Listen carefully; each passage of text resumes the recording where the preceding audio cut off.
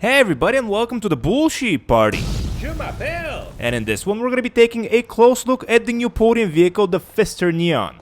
As always, we're gonna be taking a look at its exterior, its interior, the way it customizes, handles and all that good stuff in Los Santos Customs.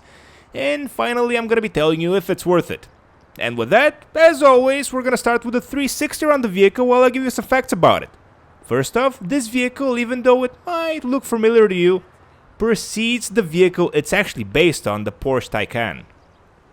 And as you can see, it has 4 doors, and surprisingly it was released, as I said, a little bit earlier than the Porsche in early 2018. It's a part of the sports car category in GTA Online, and if you want to buy it new, it's gonna set you back $1.5 million. And in terms of interactivity, this is what you can expect from it. You can open all 4 doors, and you can open all 4 doors, that's about it. But I gotta say, the exterior of the vehicle looks very, very cool. And I'm really excited to see if we in fact have a hydraulic rear spoiler. Because you guys know I'm a sucker for those. So all in all, 2018 vehicle, I'm pretty happy with the exterior. So let's jump in and see what the interior looks like.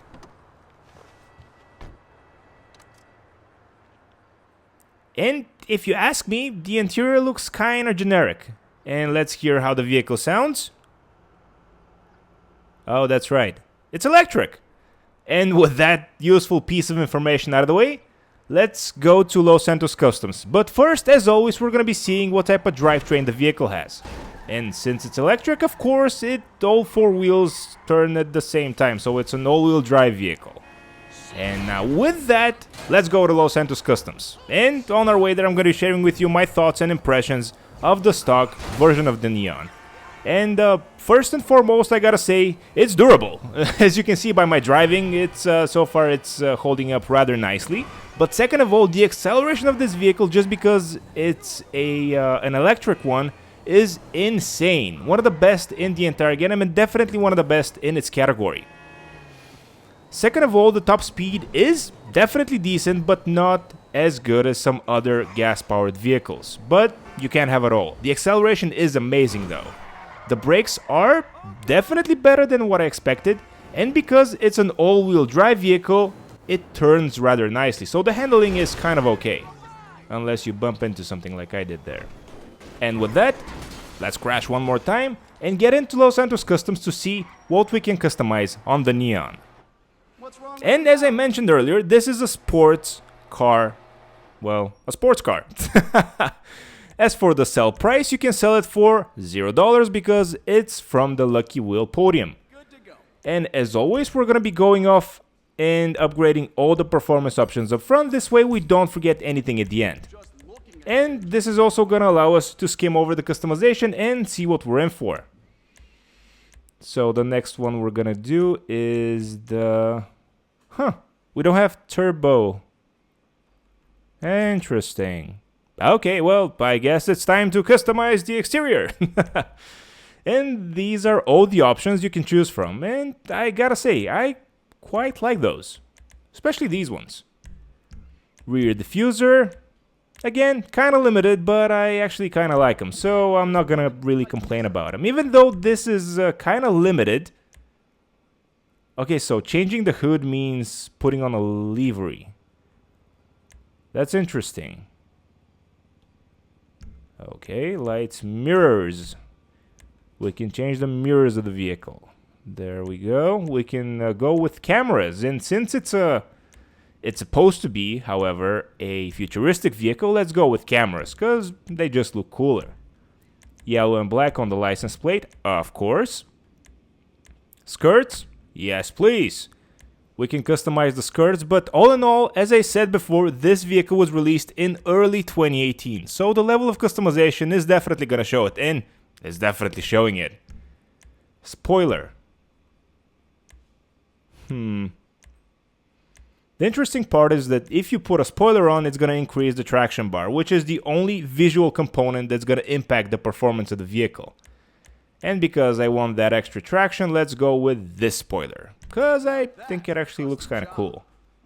Suspension, let's see what we can drop the car to. Okay, this is the lowest suspension we can go with. And last but not least, we have the wheels option, but I actually really like those wheels, especially if we can match the color to the exterior of the vehicle. So I'm gonna be keeping those. Windows, let's tint those bad boys just a little bit. And we're off to see what color we're gonna make the vehicle. Now, I usually make a poll asking you guys what color do you want me to make the vehicle, but this week I did something different. I asked you guys if you want me to do a playthrough of GTA San Andreas, the definitive edition for PlayStation 5. Since I'm kind of an expert on that game. And not a lot of you voted on the poll, so I'm probably not gonna be doing that. I'm just gonna be playing the game in my leisure time, but you still have enough time to vote on the poll, so go ahead and do that. But as I was saying earlier, I'm just gonna choose the color myself, and I think it actually looks kind of good in silver. And with the midnight purple, or midnight blue rather, it doesn't look half bad. So we're gonna be exit Los Santos Customs and seeing what we did.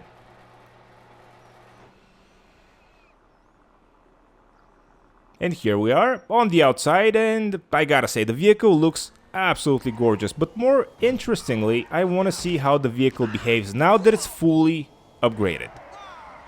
And straight off the bat, even though the acceleration was skin peeling before, it's even better now. It's insane. The vehicle literally feels insane. It feels like one of the fastest hypercars in the game, at least in terms of acceleration. In terms of top speed, not much have changed, but that's fine, because the acceleration is insane. It literally is insane. The traction is a little bit better than before because we put on that extra spoiler on the back. And all in all, I'm actually kind of surprised by how much I like driving this vehicle around. As for its limited customization, yeah, that's the problem with older vehicles in the game. I'm really surprised that Rockstar haven't gone back and tried to fix this. Just put more customization options for older vehicles, but hey, you can't have it all. So, all in all, I gotta say this vehicle is okay. The customization is incredibly limited, but the car definitely makes up for that with its sheer power. And that's only because it's an electric vehicle, so all four wheels have insane power and insane torque. So, to answer the question, is this vehicle worth it? I think it depends. If you want to customize something and you want to make it your own, this is definitely not going to be the car for you. But if you want something fun to drive around with and be competitive in races with, especially races with a lot of corners, because the car accelerates fast, this is definitely for you. So I'd say I'm pretty happy with my choice, and I'm probably going to be keeping this one for a while, especially since if I sell it, I'm going to get all of $0. And as you can see, the car can also go off-road, so how bad could it be?